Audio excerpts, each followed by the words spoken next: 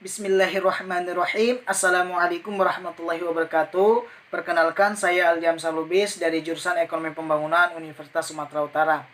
Baiklah, pada video kali ini saya akan menjelaskan sedikit tentang bank komersial secara singkat untuk memenuhi tugas mata kuliah bank dan lembaga keuangan.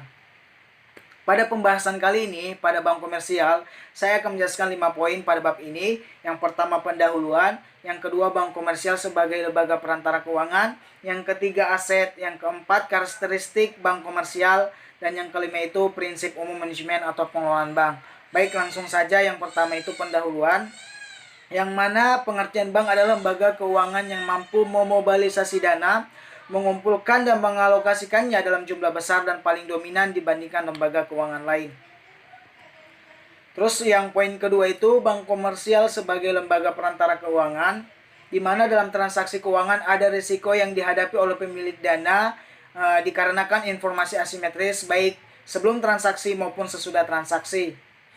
Terus bagaimana sih mengurangi risiko tersebut? Nah, untuk yang perlu kita perhatikan itu, yang pertama itu analisa peminjam. Terus yang kedua itu monitoring atau pengawasan peminjam.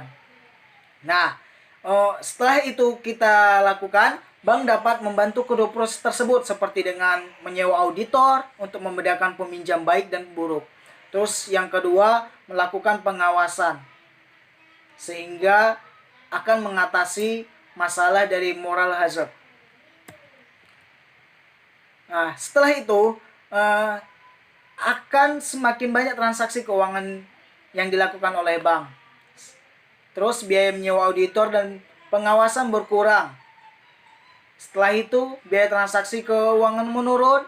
Selanjutnya biaya transaksi keuangan menjadi lebih murah bagi pemilik dana, peminjam ataupun pinjaman. Dan yang terakhir itu bunga pinjaman lebih rendah. Yang ketiga itu, bagaimana sih aktivitas bank komersial? Nah, bank komersial ini berfungsi untuk mengumpulkan dana dari deposan atau supplier dana dengan menerbitkan kewajiban dan mengalokasikannya ke pihak debitor sehingga menjadi aset bank. Nah, aktivitas bank ini yaitu pertama, mereka melakukan kewajiban atau liabilitas ataupun aset. Nah, liabilitas atau kewajiban yakni instrumen bank komersial untuk menarik dana dari pihak ketiga atau deposan atau kreditor yang terdiri dari pertama, checkable deposit atau cek giro, yang mana simpanan nasabah yang dapat dicairkan dengan menulis cek sehingga meluluskan likuiditas yang tinggi dan tingkat pengembalian yang rendah. Contohnya itu demand deposit, yang merupakan sumber pendanaan yang cukup murah bagi bank.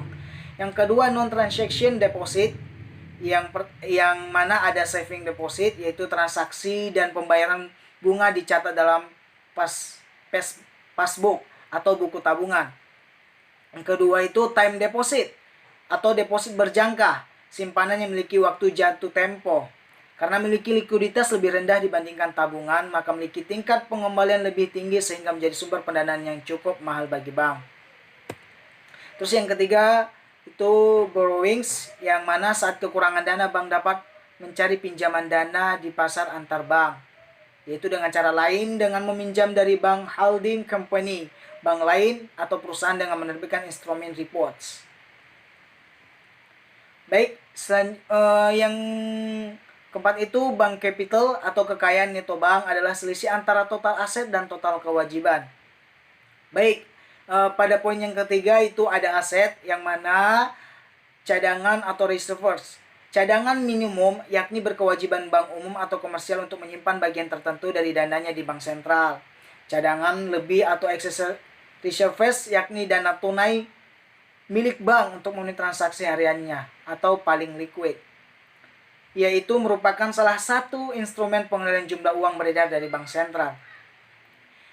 Aset juga memiliki cash item in process of collection, yakni aliran dana yang belum diterima oleh bank. Contohnya itu seperti simpanan dana dalam bentuk cek yang dikeluarkan oleh bank lain yang baru diterima beberapa hari kemudian. Terus ada deposit or other banks, yaitu penyimpanan dana milik bank kecil di bank besar dilakukan untuk memperoleh jasa koresponden atau banking seperti check collection atau transaksi valuta asing dan pembayaran sekuritas yang sebenarnya hanya melibatkan bank besar. Yang terakhir yaitu securities atau surat berharga. Ada loans, terus physical asset. Nah, yang keempat itu karakteristik bisnis bank komersial. Bisnis bank komersial, aset nasabah diubah menjadi aset bank. Maka bisnis bank disebut sebagai aset transformation. Selain itu disebut juga sebagai borrowing short on lending loans.